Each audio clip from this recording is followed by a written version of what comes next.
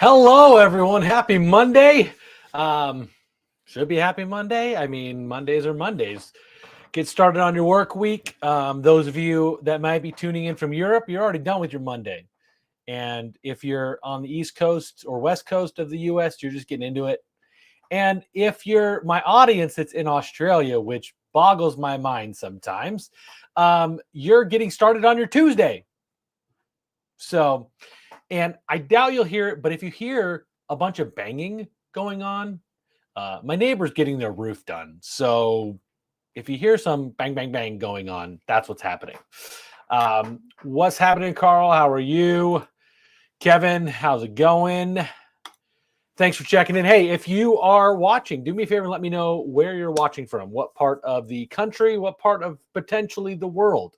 I had a couple other companies, actually two this last week, reach out to me from Australia, which is really fun. So I doubt they're watching right now because it is stupid early or like in the middle of the night right now.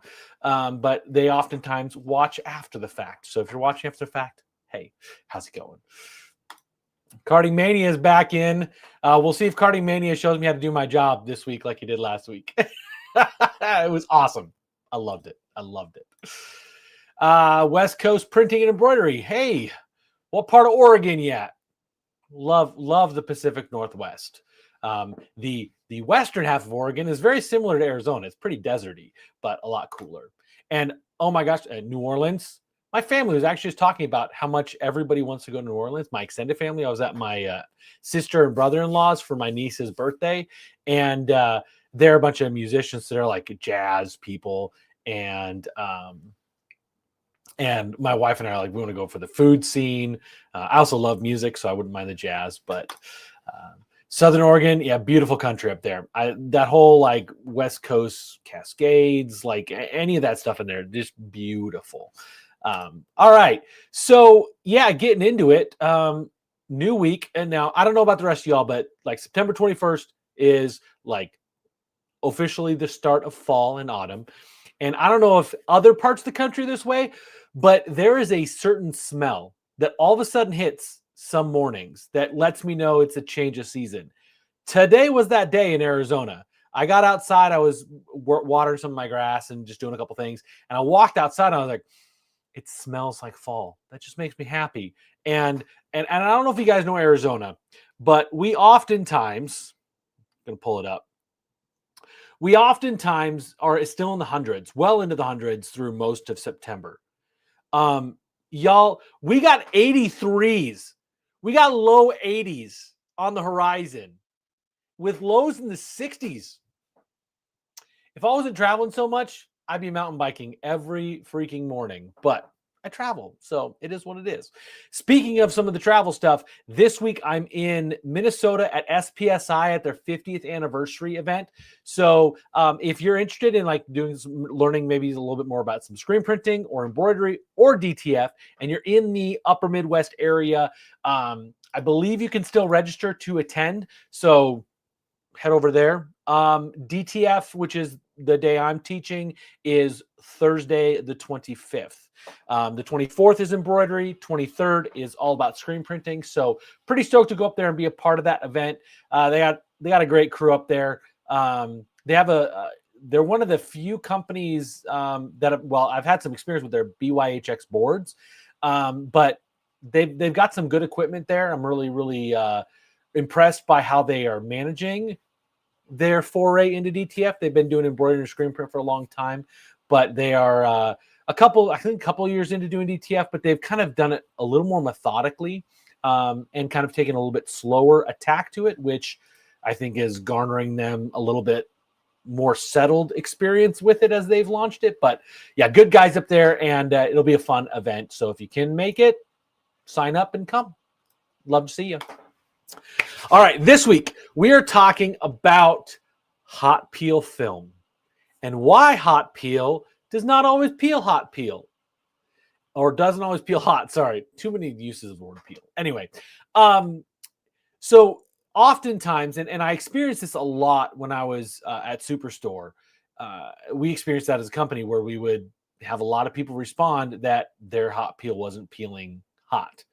And I joke, sort of seriously, but a little bit jokey, that there really is no hot peel, but there is. And based on some testing that I did when I was at Superstore, as well as some testing I've done recently, kind of out in the field, and some feedback from some other folks that do a lot of production, there's a handful of things that I've learned that affect a hot peel's ability to peel hot. So the first thing is yes, you might have a defective roll. With the manufacturing inconsistencies that tend to come out of China, which is where most everyone's getting their film, at least their more inexpensive films, there is variance in that manufacturing process. And it just, plain and simple, you might get a bad roll. However, so many times I was testing what were bad rolls that people sent back when I was at Superstore. People would send back, and I would run them through, and they would have no problems whatsoever. So that kind of started me down this like rabbit trail. What else is new? I like those, of trying to figure out why in their shop it did not peel hot at all. And when I tested it, it was perfectly fine. So first thing is it might be a defective film. However, what a lot of people don't realize is your film's ability to peel hot is directly in relationship to the adhesive powder that you're using. So if your adhesive powder doesn't cool off relatively quickly after it's being pressed, it doesn't have the ability to hold onto the shirt. So when you peel the film, it stays held onto the shirt. So you do have to have a good powder that does cool back off relatively quickly for that hot peel to work. That's one thing. And obviously, if you've been hot peeling and then all of a sudden it quits hot peeling, it's probably not your powder, but the powder does make a difference on whether or not a film peels hot. Also, if you're running your heat press too hot, that can basically cause the adhesive powder to not cool off enough to hold onto the shirt. That's one of the reasons why cold peels generally work so consistently, is because there's ample time for that adhesive powder to hold onto the shirt, because there's got to be some kind of like grip strength, for lack of a better word, on that shirt for the release layer to snap off, because it doesn't always just come off super quick. Sometimes you peel, and honestly, using the Color Prime stuff from DTF Station, their powder and their film, it's very common that my film comes off attached to the top of the heat press. It actually happened at that t-shirt bar event that I did a couple weeks ago. A lot of the transfers were coming off without me even peeling. But if you run your heat press too hot, that can heat everything up and doesn't allow for it to cool off enough to peel properly. So if you're running, honestly, if you're running anything over 300, I'm going to say you're pushing into the realm of too hot. Anybody running over 325, that's, in my opinion, insane. And in my experience, insane. I don't think anybody needs to be running over 300 degrees. Now, if you're pressing on a really, really thick, textured kind of like let's say you're pressing on canvas, or you're pressing on like a heavy jacket or something like that is kind of a canvasy like material, maybe a little bit more temp. But most of the time, I don't see anyone needing to really be over 300 degrees. Almost every time I test, I work in different shops, I'm adjusting their heat press down to like 290. I'm doing 290 for usually 10 to 12 seconds is almost always my kind of default setting. It works for almost everything in that range. Now, that being said, if you are trying to press faster, a little bit more heat is helpful. But again, I don't think anybody needs to be pressing anything over 300 degrees, especially if it's like a poly or a blend material, because that's going to cause other problems. But if you heat it up too much, that adhesive powder is not going to cool enough to grab the shirt, so when you peel off, it releases properly.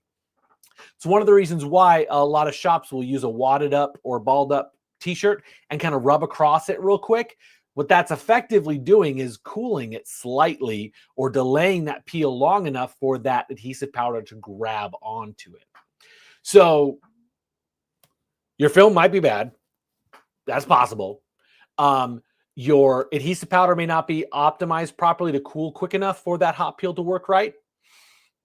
Your temperature on your heat press may be too hot, so cool it off just a little bit, or let it just breathe for a moment, rub it with another t-shirt. The other thing I've found is your curing time and temp. Generally, actually, I'm going to less than generally. Pretty much every time I'm in a shop that runs a lower temp for a little bit longer time, they tend to have better results with their hot peel. Those that run fast and hot generally have issues with hot peel. Now, this is not like every single time, but from what I've experienced is that shops that are running a slower or longer dwell time in that oven are getting better results from their hot peel. Now, sometimes you can't control it. There's a certain speed that you've got to go through that oven. But I think that the folks that are running, especially if you're running like a 6 or 8 head or 12 head, these bigger, faster machines, the bigger dryers are helping. The long, gargantuan, like a freaking car almost length, is allowing those shops with the faster machines to have a longer dwell time at a lower temp. In my experience, around 120 to 140 is kind of the range that you want to be curing. Celsius. 120 to 140 Celsius is kind of that range where a lot of people are curing. When you get to that 140 range, that upper range, you're getting into the realm of being a little bit too hot. And I think now I haven't been able to test enough with like specific data to know for sure, but my gut is saying that the reason the faster or the hotter curing temps are causing that hot peel to not peel right. For those of you who don't know, the release layer on most DTF transfer films is a wax layer. And I think that when you're running at those hotter temperatures, it is maybe breaking down that wax coating, maybe causing it to behave differently. So it's not peeling like it should, because maybe at that 140 Celsius, we're hitting a temp where it's causing some kind of compositional change in that wax layer. And there really aren't hardly any films out there that aren't using a wax layer. So I don't have the ability to test like that interaction, but my gut says, based on what I've seen and what other people have shared with me, is I think that wax layer is breaking down when the temp is too hot. So if you can control it, I would encourage you to have that temp be 130 or under, basically 120 to 130. In that lower range, you can cure for forever. It literally doesn't hurt anything. I've actually, at one boot camp I taught, I left transfers in an oven for like 2 hours at that like 120 range, and they just sit there. They just hang out. And once they cool off, then you can press them. And we had no issues pressing those. So my encouragement is going to be, you want a roughly that 120 for about a minute and a half, 2 minutes, somewhere in that ballpark. Every setup's going to be a little bit different, which is why I'm saying in generalities, because some like DTF Station's Color Prime, they have this. They also have I'm coming back. They also have a flex powder, which I've been testing and playing with. You can obviously see which one I'm using mostly. But this one tends to behave better with about 10 degrees more, 5 to 10 degrees more of temp. So your numbers may vary slightly, but generally speaking, I want you guys to have a longer dwell time at a lower temp is going to cause your hot peel to behave better. And we really, when I was working with the Mamaki printers, because they are substantially slower, is where we really kind of discovered some of that. And a lot of the shops that were having trouble with hot peeling were running a lot faster through their dryer. So just be aware of that. So first thing is, my daughter's watching. Hello, how are you today? She's in Minneapolis. I'm actually going to get to see both of my kids this weekend after I do the event at SPSI. So why is your hot peel not peeling? One, it could be the film is bad. That is totally a legitimate and valid reason your hot peel's not peeling. Number two is the interaction of your adhesive powder with your film. If it's not cooling off enough to grab that shirt, it's not going to peel nicely hot. You also might be running too hot of a temperature on your heat press. And yes, Frank Good, I'm saying a good dependable heat press with a good temperature and it holds it would work great. And yes, the Stahl's Hottronics a 16 by 20 auto clam I sell on my website. It's a good machine. Also, for those of you who are maybe in the market for a heat press, they're giving this caddy stand away for free with the purchase, but it's only through the end of September. So if you are in the market for a new heat press, I love this caddy stand. This caddy stand is awesome. It makes threading a lot easier and all sorts of stuff. But yeah, if you're interested, let me know. Also, rubbing it a little bit. And then finally, the main, and what I think has been the most common reason for hot peel not peeling hot is your cure time. I think if you're going hot and fast, I think you're going to run into some issues because my gut says, my experience says that wax coating that is the release layer is breaking down. So those are the reasons your hot peel is probably not peeling hot or may not be peeling hot. Obviously, if you've not changed anything, you just changed a roll and it's not hot peeling. My first thing is going to say, don't assume it's bad film. Check your dryer. Make sure your dryer shaker hasn't changed temperature. So, because that can happen. You can and use, I don't know if I have it in here. I have one of those infrared thermometers. Use that to verify the temp in your oven is the same as it was before. Because I have seen an oven just suddenly stop holding temp where you think it should or where you set it to. But if you're trying a new film, and just be aware there's other interactions like with the powder and stuff like that that might be happening, causing your film to not peel hot. Instant peel. So it's the same as a hot peel in almost all situations. It's a marketing term.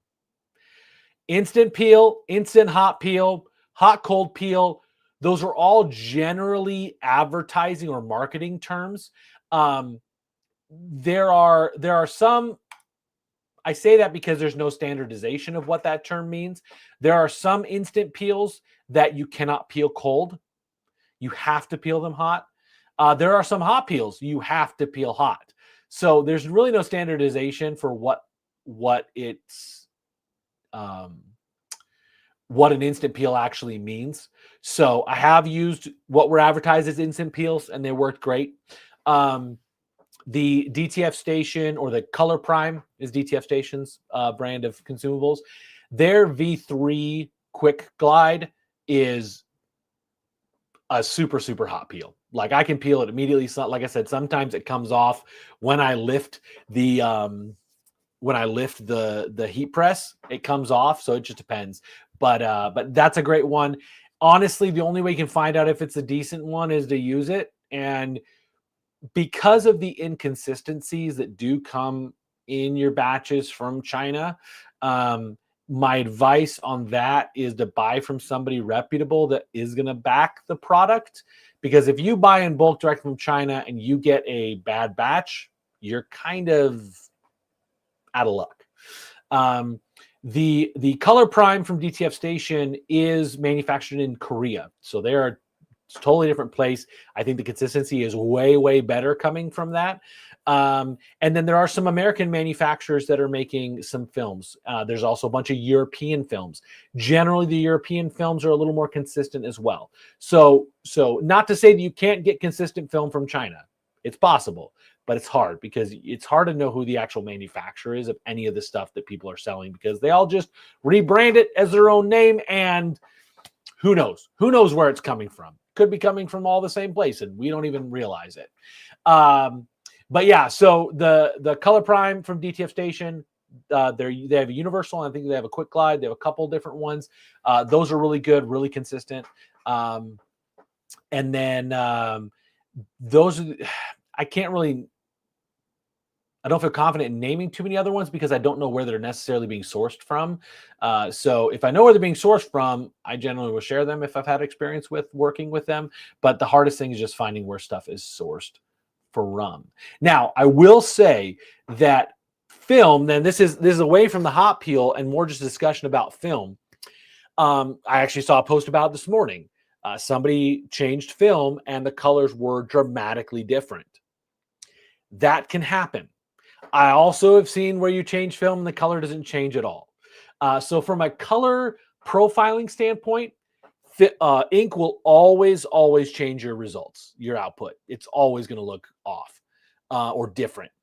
The film sometimes changes the color, but not always. It depends. It depends on that ink absorbing layer. So if you are switching out a film or trying some different films, know that the films will behave differently in some cases. Some have a higher ink absorbing layer, some have a lower. So you might put a new film in and your ink's running everywhere, like, oh my gosh, this film is crap. It might be, but it might also be that you're just using a little bit too much ink on it and you need to reduce your ink limit a little bit.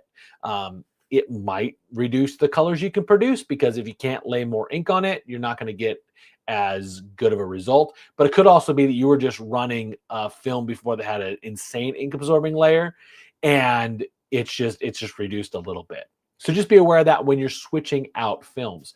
And actually, one of those comments that I saw this morning was about a DTF Station machine, because DTF Station is, well, first of all, sponsor this channel. They sponsor these live streams. So huge shout out to them. They support the education, the things we're doing on here. They let me talk about everything. And one of the reasons I was confident with being able to talk about everything, and they were too, is because they do make good stuff. Now, the comment was that they changed film. So they do update their film on a fairly, not on a regular basis, but they do update their film when they feel like they have a better formula, a better solution. So they used to have the Quick Glide V2 and they switched to Quick Glide V3. They also had a universal peel, which I never used that stuff, so I don't know exactly what its like selling point was. But when they switch to a new film, they offer print modes for that new film. Or when they change ink or something like that, they're going to offer new print modes for those new films. And you just have to go to their Google Drive basically and download it. The access is in these quick start guides that come with the printers. So I can just scan one of these QR codes and it's going to take me to where all those updated print modes are. If you're running DigiRip, which is Digital Factory, their OEM one, you just download the new driver and it comes with all of those new print modes. Now, to be clear, they're building those print modes in the factory. They're building those print modes out, and they're good print modes. However, the linearization of each machine can be slightly different, which is why those profiles are a really, really good starting point, and really the only company that's really building bespoke profiles for their machines and their ink and their film combos. They're really the only person doing that.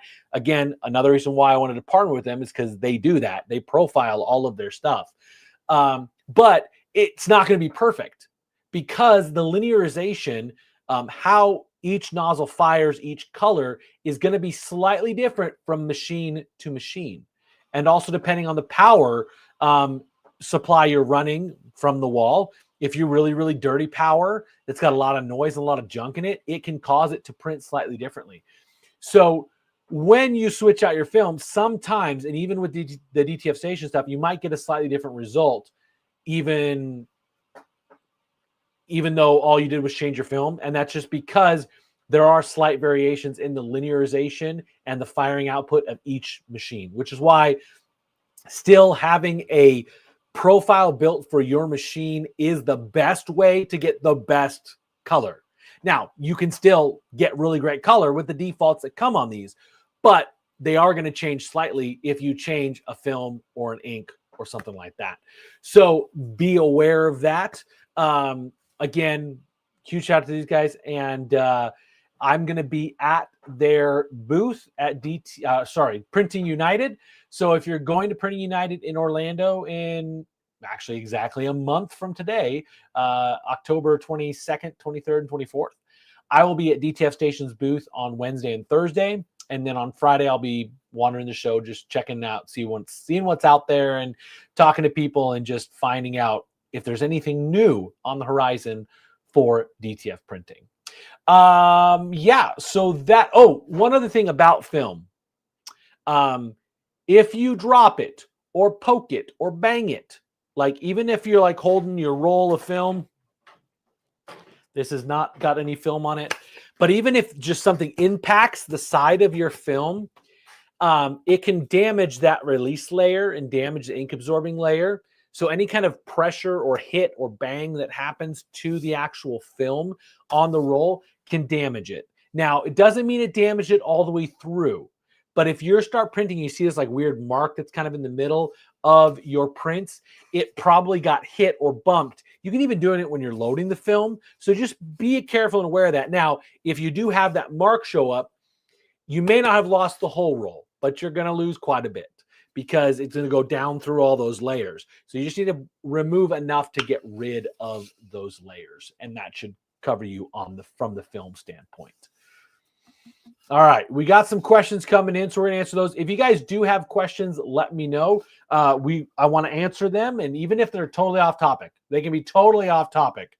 I mean, I prefer DTF topics, but if you got random other questions, like how do you spend $1,000 on traffic tickets in Italy? I mean, that could be a question you could ask, and I have an answer for it.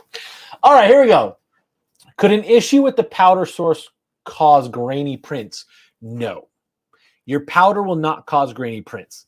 Your powder could cause like a graininess look in white if you don't have enough white, because if you don't have enough white or too much white, or I've seen it before where the grains cause the white to kind of coalesce in certain areas, but that's usually an issue of the film or an issue of your white underbase interaction. But generally, no, graininess has not come from the powder. Graininess is coming from either colors being outside of the gamut, basically a color the printer's capable of. Graininess can come from misalignment in your print head or in your system, misalignment, and graininess can also come from the rip. I love Digital Factory. I actually sold 2 licenses this week, and I it has graininess. It just does, plain and simple. Also, extended color gamut machines tend to have less graininess, but those are some of the sources of graininess. All right, off topic, digging around Printing XP in the advanced settings, I figured out how to advance the film after the last print. Do share. Now, I know that DTF Station Pilot, so DTF Stations Print XP, has an advanced film afterwards. Actually, I'll hop over here and show you guys it real quick. Mouse is working. Yes, here we go. So they have this advanced film feature, which lets me choose how long I want to advance it and at what speed. It's pretty awesome.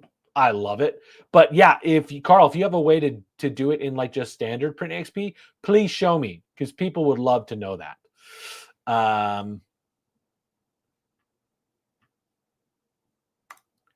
Paper tab drying after print. One moment, please. Advance. Let's see. Which tab? Paper tab. Paper tab.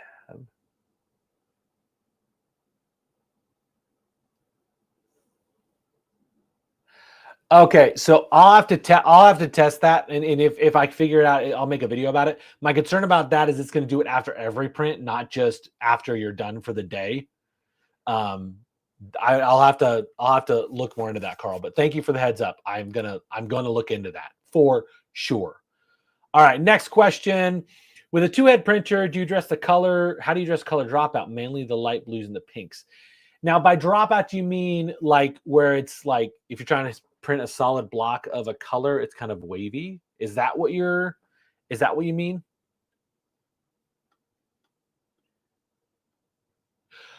Power source. Could your power source cause? I did not read that properly. Thank you for clarifying, West Coast Printing. Power source. It could. It could. Now, this is something that has not been researched at any length, but when I used to sell and install audio equipment, we used power conditioners to give us better sound, better video quality, because it was a stable power coming into it. Now, I would really need to do like get an oscilloscope and like I'd want to know how much noise is coming from the power coming in versus how much noise is being created from just the circuits in the system. I don't think the power could cause it, but if you have the ability to get your hands on a power conditioner, plug it in and see what it does. Because I would love to know if it helps. Like, I would love to find a way to test that, to like just be like, this thing prints like garbage. Plug in power conditioner, does it look better? It could cause graininess, but I don't know that for sure. All right, let's see printers' perspectives. Okay, yeah. So that's generally, it's one of two things. One, it's a bad quality film, and you're seeing the inconsistencies in the ink absorbing layer. Because if the coating machine does not do an even coating on that film, that waviness can show up in bad film. So most of the time, could be bad film, but could also be ink starvation. And most of the time, ink starvation can be addressed by making sure your dampers are new or not like super old. Dampers generally have like a 6 to 9 month time before they need to be replaced. Sometimes they last longer, sometimes they last less. But if you're having ink starvation issues, I would make sure your damper, the circular part, is at least 50 to 75% full, and make sure the dampers are newer. The other thing I would do is check your lines, like follow your lines back up into your printer and see if there's an air bubble, because an air bubble in the lines can cause this like damming effect. So it only lets a little bit of ink through. So when it sits for a bit, enough ink gets through to feed the damper properly. But if you're printing, and especially when you're printing a solid blue or a solid magenta or cyan or those lighter pinks, stuff like that, those are using a fair amount of ink. And so it might not be feeding enough ink to the print head for it to print consistently. So those are kind of the two main things: bad film or just an ink flow issue.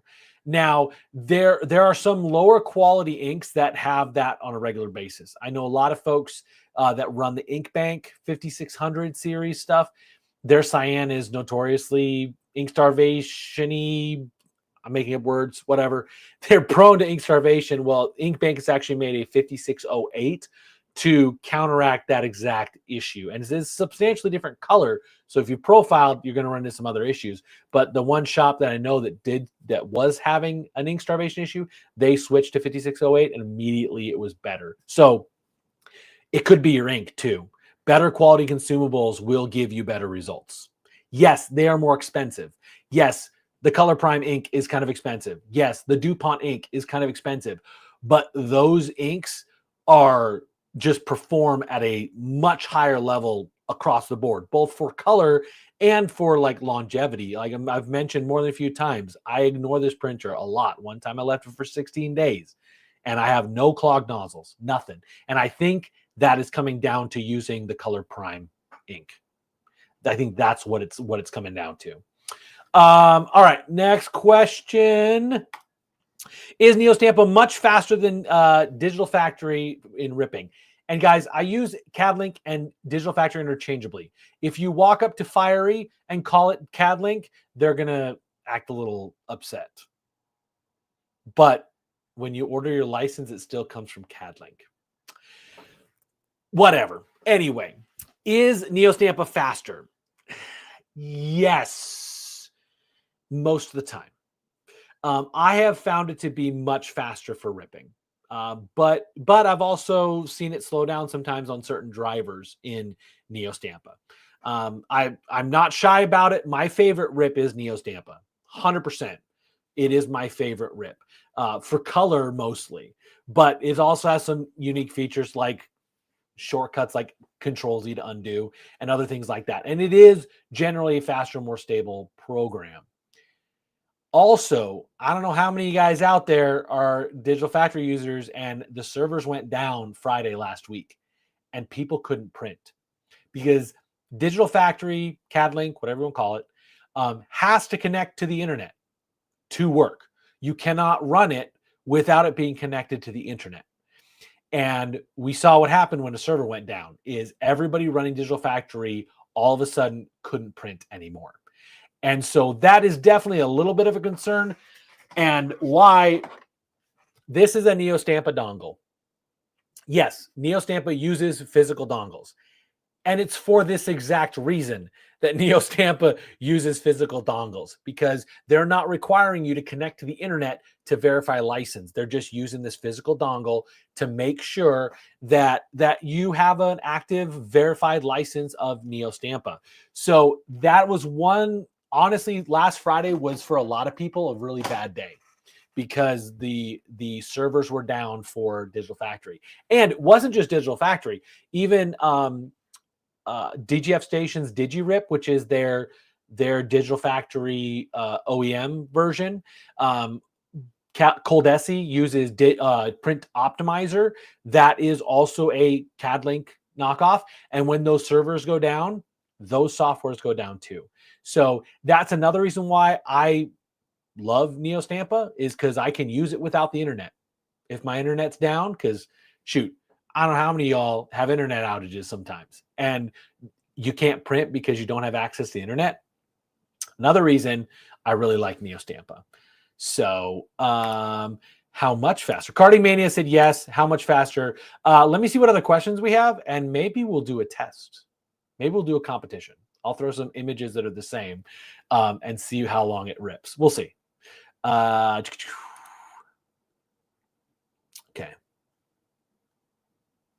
So Carl's giving me some more feedback on the yeah, so it is doing it between every job. So that's the dilemma, is finding a way to do it where it doesn't do it between jobs. But if you are ending your day, it is faster than standing there going bump, bump, bump. So I'll do some research on that.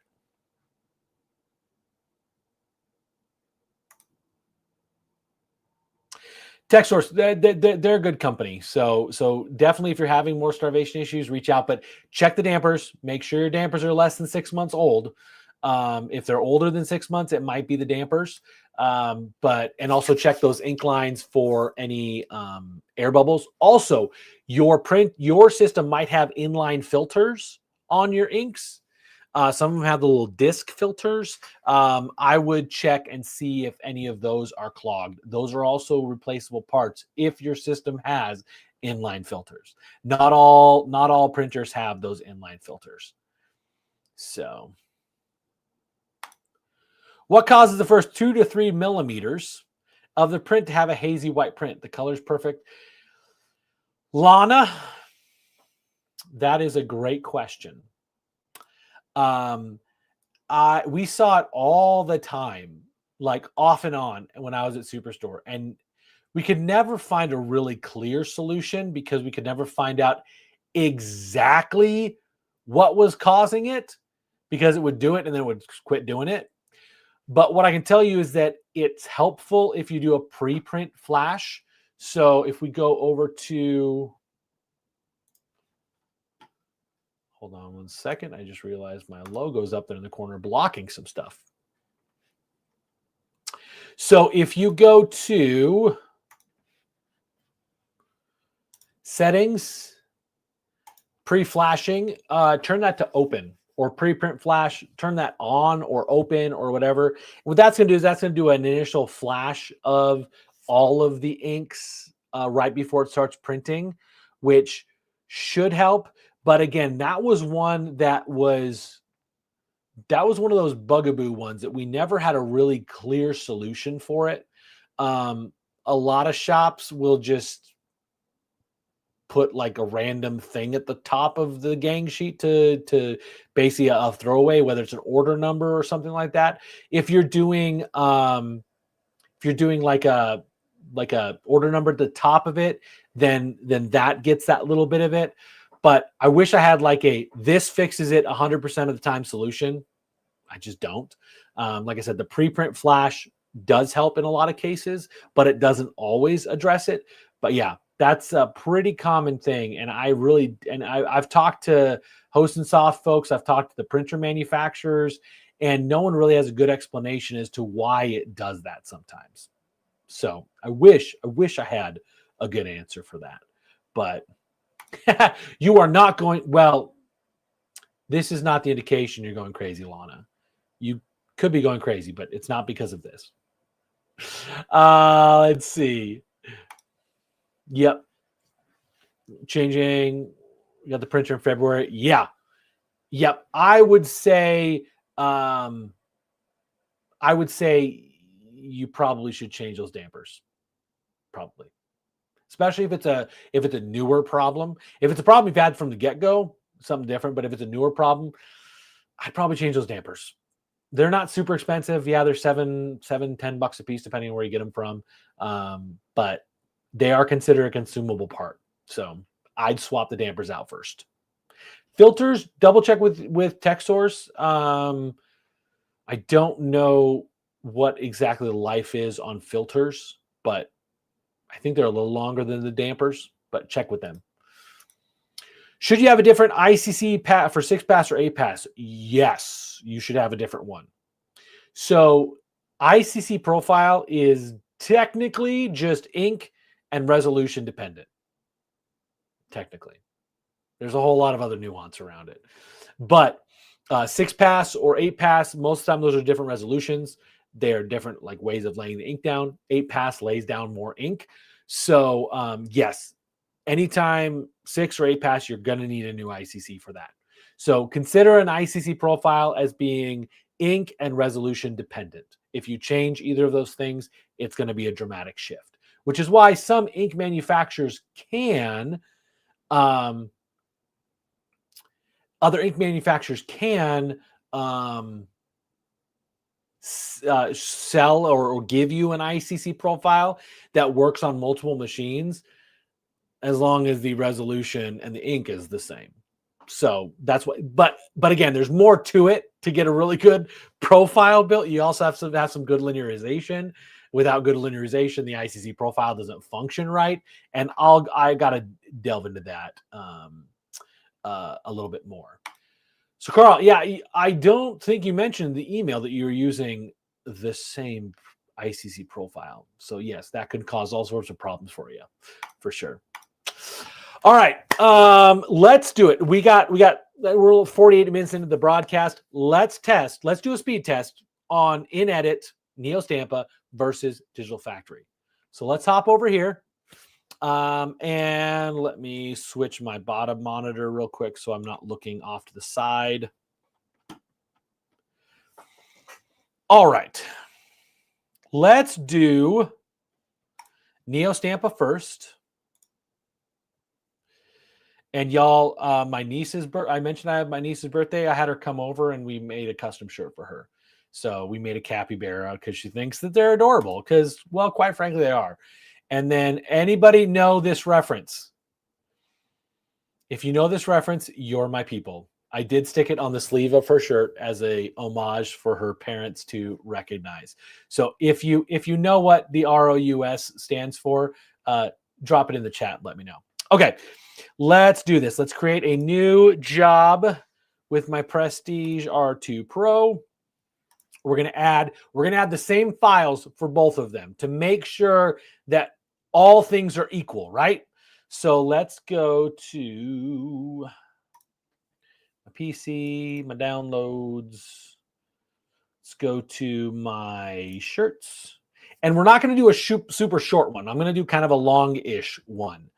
So let's go with my trippy face guy. My Think Outside the Press. My Yosemite one. No, Zion one. My Stranger Things poster. And let's do Half Dome. Okay. Half Dome, Stranger Things, Think Outside, Trippy Face, Zion. Got it. Oh, shoot. These are all wider than my printer. Let's make this 12. Let's make them all 12 wide because I'm a monster. Let's make these 12 wide. Enter. Make this. Don't ever resize a half-toned image, guys. Don't ever resize a half-toned image. Do as I say, not as I do.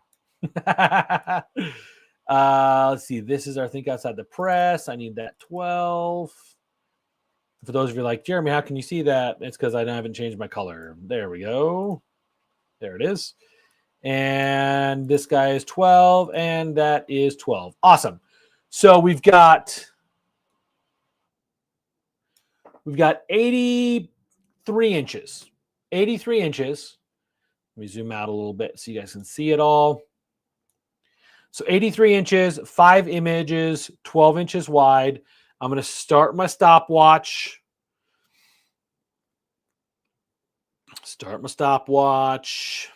Okay. And we're going to go to print and rename it, blah, blah, blah, blah, blah. And I'm going to hit print, and we're going to see how long it takes to spool and do the whole thing. We're creating a file. Obviously, we're not going to actually print it right now. So 1, 2, 3, print and start. All right.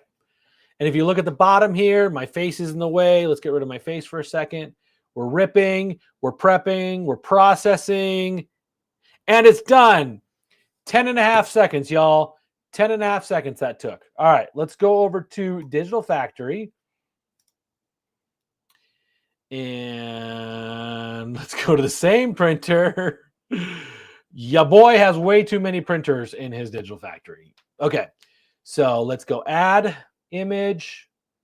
Let's go to our downloads. Shirts. And we had Zion. Trippy Face, Think Outside the Press, Stranger Things poster, and Half Dome. Right? Yep. Got it. Let's let these load. Let's make this 12 inches wide. And again, a reminder, do not resize halftone artwork. It is a recipe for issues. Okay. That guy's 12. Zion is 12. Sweet. Okay. So we got the same thing, 81.5 inches. Oh, because this one doesn't put gaps between stuff. I think I had gaps between the other ones in Neo Stampa, but we're close enough to make it a good comparison. So about 82 inches.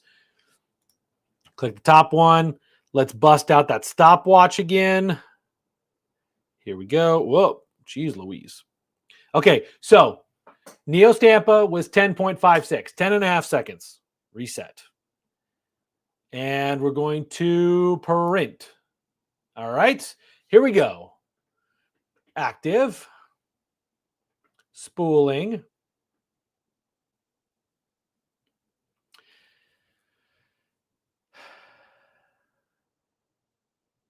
Okay.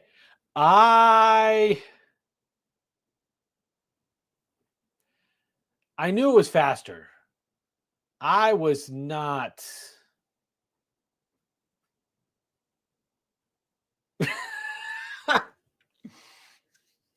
Now, Digital Factory CAD might process a little faster if I'm using just PNGs. I'm using PDFs. Okay, I thought it was going to be done. We're almost there. We're almost there.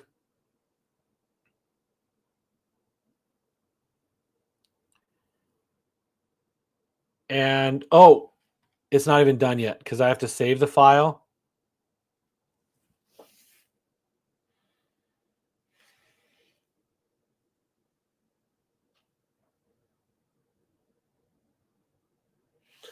California DTF, are you asking the bit file? Okay, stop.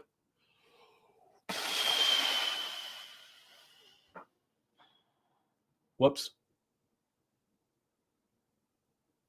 Okay, California DTF, are you asking?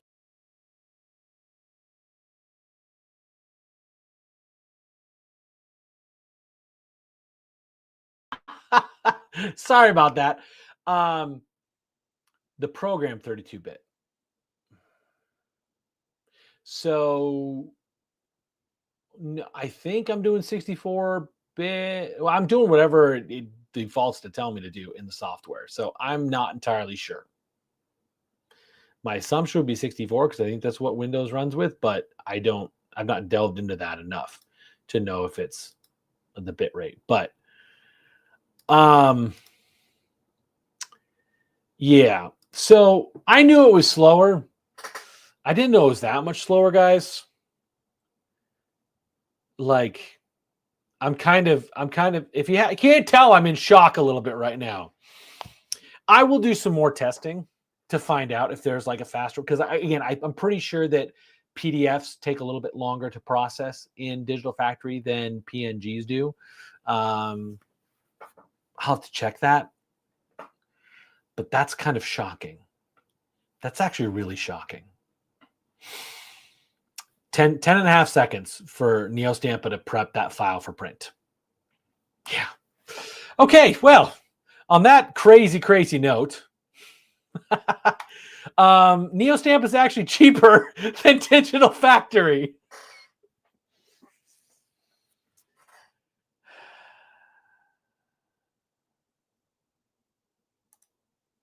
Okay, let me check that. I'm going to check that real quick. So yeah, NeoStampa is $880 for a license. $880. Now, it doesn't come with like built-in profiles. So it's not like Digital Factory where you can download it for a printer and just find random print modes that you can use. It doesn't come with any print modes built in. So you really have to have either a bespoke, like somebody come out and build a print mode, or something else. But if you do want to build your own profiles with NeoStampa, the profiling add-on is just $550. So all in, it's like $1,400 with the profiling, and it's the full profiling with the X-Write.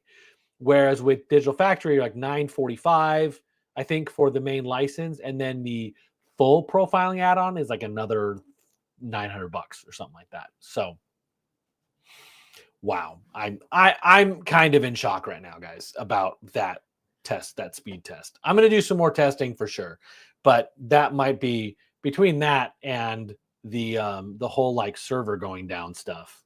Oof. Okay, let me double check. So Digital Factory doesn't actually load into the program files. It loads into its own spot. I'm gonna have to do that research offline because I'm not gonna make you guys look at the side of my head while I futz around with it trying to figure it out. But I will look into that. But I knew Digital Factory was slower than NeoStampa, but oh my gosh, that was crazy. Medium or high speed for print? What's best? I use high speed every time. Every machine I set up, I set for high speed. If you are going to run a different speed, and I'm assuming you mean like it's the carriage speed, the side to side. If you are going to run a different speed, you will need to adjust your alignments. You will need to adjust your profiling. It will change the behavior and results. It could help with some graininess, but again, you're going to have to rebuild an entire profile, because if you run a medium speed, it's going to change the behavior of the way that the ink lays down. So high speed is what I always set on every printer I ever profile. So hope that answers that question. All right, so I'm rethinking a lot of things right now. But anyway, I think that's going to wrap it up for today. Thank you, everyone that was watching today, for asking questions, for joining in the chat, learning new things. Carl, I'm definitely have to look up that feed after print, because that could be a nice little solution to feed out stuff after the fact.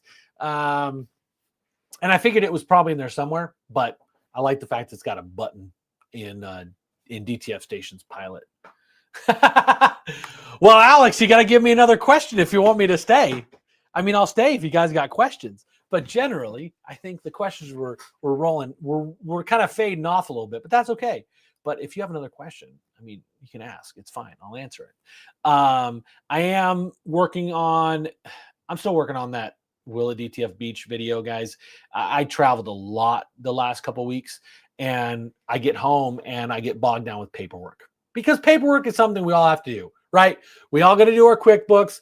We all got to make sure our sales taxes are paid and our bills are paid. And then I also have a ton of stuff for replies, like my web form on my website.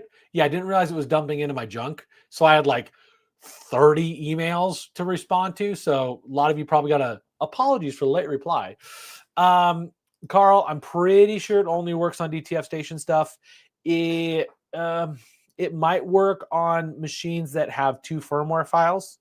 So Print EXP 5.8, it will definitely not work with. But I'll have to ask Tony and the crew over at DTF Station if Pilot works for other softwares or for other printers. But again, it's only going to work for 5.7, unless they have some new printers that might be running 5.8. I'll have to ask Tony, get back to you on that. Now, Alex, you're just baiting me to keep me on the live stream. What's the difference from the profiles of 8, 16 passes? So the difference is just in how much ink is being laid down by the printer.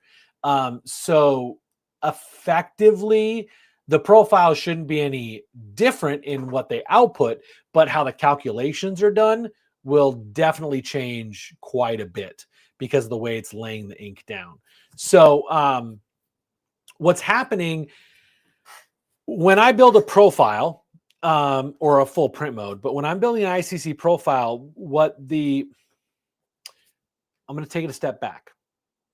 What the RIP software is doing is taking the RGB or CMYK, but you all know I recommend RGB. I use 8 passes. I use 8 pass on this. That's what I use. And I print it 30 square feet or 52 square feet an hour. But what's the best one? The one that is optimized properly for your setup. But with RIP software, you take an RGB file, because you all know I prefer RGB over CMYK, or CMYK. And the RIP file is converting that RGB input information into lab color space. When I build an ICC profile, I'm using my scanner. I use the X-Rite, but the Nix does the same function, just maybe not as good. When I'm building an ICC profile, I am going from lab color to the printer's output. So I am scanning what is the lab value of this swatch on the paper. And then the printer knows that that swatch was made using 40 cyan, 20 yellow, 10 magenta, and 5 black. So now it knows that lab value equals that output. And with that ICC profile I'm building, I'm doing that over any varied number of swatches. Most of the time when I'm profiling with like Neostampa, I'm doing 2,250 swatches. So it's gaining that ICC profile I've built. It's creating basically a table that says this lab value equals this CMYK value on the printer. And if you're running more passes, that value of the CMYK it's firing out is going to be different. Because if you do 16 passes versus 8 passes, it's effectively running over that same pixel twice as many times. So it's going to use a lower ink output because it's going over that pixel more times. So the ICC profile is really just the calculation of the lab color to the CMYK output. And when your input profile is RGB to lab, then it just matches up those lab colors. So that's what the RIP software is doing. Where linearization comes into play is how it's calculating for the colors that aren't scanned in. So I scan 2,250 swatches when I build a profile. But what does it do for all the other colors? Because there's way more colors than 2,250. There's the potential of upwards of 16 million colors with CMYK. It uses the linearization to understand how to adjust those colors.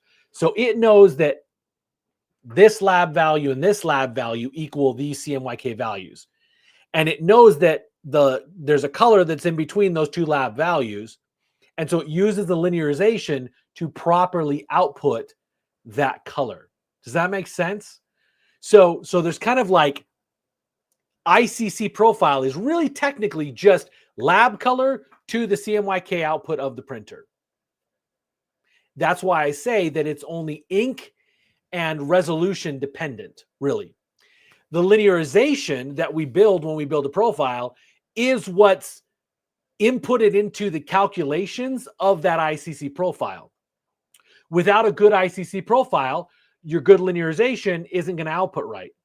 And with a good linearization but a bad ICC profile, or a bad linearization with a good ICC profile, again, the output colors are not going to quite look right. So that linearization is critical, but not technically a part of the ICC profile. But so that's kind of how it works. And so when you change the resolution or you change the pass mode, you're changing that lab value to CMYK printer conversion. It's why when I was at Superstore, we did the boosted. I didn't know. There was still a lot of stuff I was learning.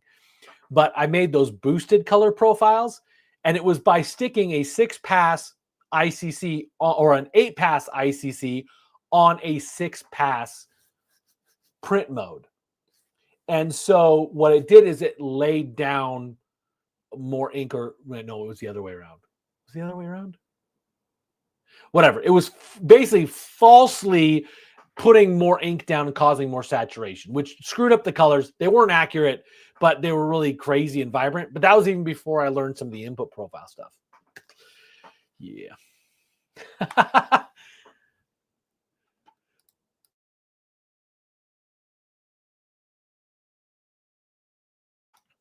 Funny you asked that, Alex, because I don't. I'm actually doing a video for DTF Station about how to use Discord for support, because they do their support in Discord. And a lot of people are just confused about how to use Discord. It's actually really, really powerful, the way that they use it. So I'll have that video probably out in the next week or so. But I've been thinking about, like, Discord. A lot of people don't use Discord. They're not familiar with it. Unless you're a gamer, or unless you're like in some other worlds, you're not as familiar. If you're not familiar with Discord, it's a really weird place to be in. So I've considered doing a Discord group. I've also considered doing a Facebook group, because I feel like the Facebook groups are getting a little bit messy. What I mean by that is more and more people are commenting or posting as anonymous, because so many other users on there trash them. Or like somebody says, hey, I'm looking to get into DTF printing, what should I know? And half of the responses are, don't buy a printer, buy transfers from me. Now, do I think people should start their DTF business with a printer? I don't. I really don't, especially if they've never built a custom decorating business. Obviously, if you have a screen print business, it's real easy to add DTF to your mix. So every person, every shop is different. And when people just go on and criticize to the point that people feel the need to post anonymously more often than not, I've thought about starting a Facebook group, but I also know the Facebook groups, you kind of get lost. I've also considered starting a school group, SKOOL. There's a lot of entrepreneurs that are using that as creating some better community. And that's what I want, right? Yeah. Let's see. Yeah, the thing that I'm not loving is the somewhat toxic nature of it. It's not terrible, but I don't love it.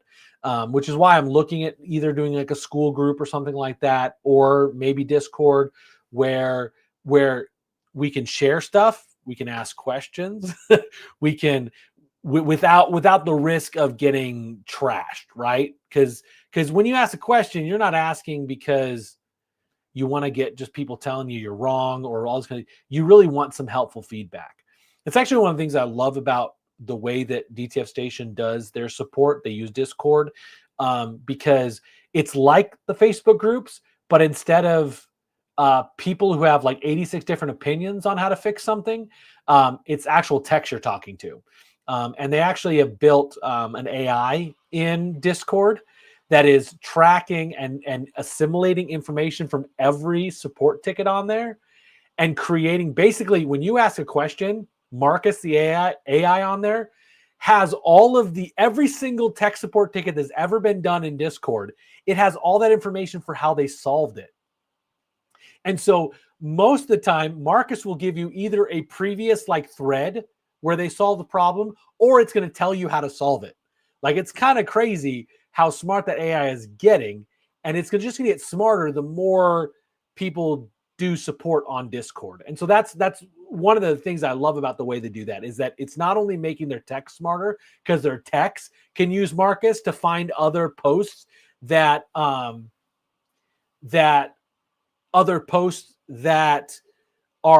like the one that they're dealing with. So not only are they building an AI that's powerful, but they're making their techs more powerful in their ability to like search open tickets. Also, you can go on and just search open tickets or old tickets. Like if I have like a white ink issue, I can type in my issue and search previous ones. But Marcus is so smart because he's searched all of them already. It's pretty crazy. Jonathan, thanks for joining late. I appreciate you. Y'all have businesses to run. I don't expect y'all to be here every week, but you're here every frigging week. Yeah, their Discord group for support is great if you understand how to use it. And that's the problem they're running into. That's why I'm making a video on it, because people don't understand how to use Discord. Messy ain't the word. I try to be kind. Discord can be very good engaged community, but you really have to mod it. You do. Just like the Facebook groups have to be modded too. I think there's some smarter moderation stuff in Discord than there is in Facebook, because I know with Facebook they really have to either manage it, like people have to manage it, which is exhausting, especially when there's 100,000 users on it.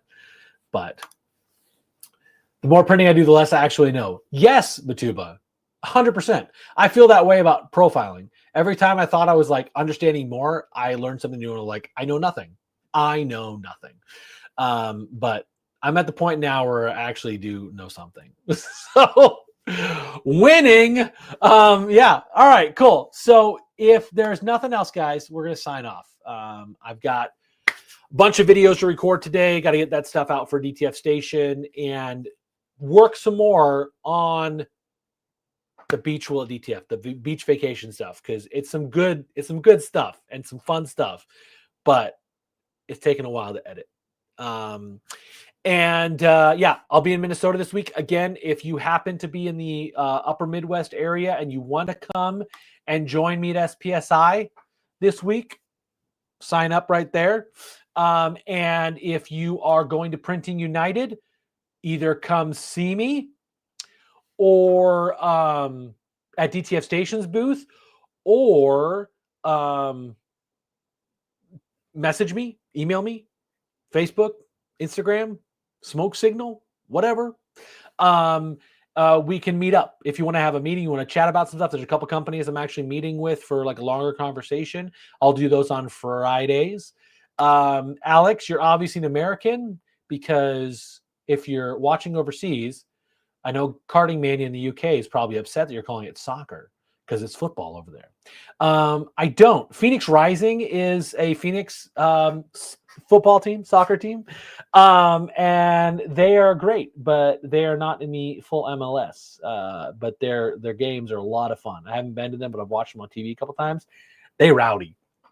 But I don't have a favorite football team, soccer team. Cardinals are my favorite American football team. They most of the time make me sad, like they did yesterday. That was unfortunate. But yeah, anyway, y'all, Alex is just trying to goad me on to stay on longer. Hour 15 minutes, guys. It's a good live stream. I think actually what makes more of a good live stream is your guys' questions. So thank you for asking questions. Thank you for engaging in the conversation. I love learning new things from you guys. I often learn some new things from you guys on the live streams, and I hope you learn some new things from me. We will be back next Monday for another live stream. So I think there's a week in October. I won't be able to live stream on Monday, but I'll do probably a different day, but we'll see. But anyway, thank you all so much. I hope you guys have a great rest of your week. Enjoy the fall weather.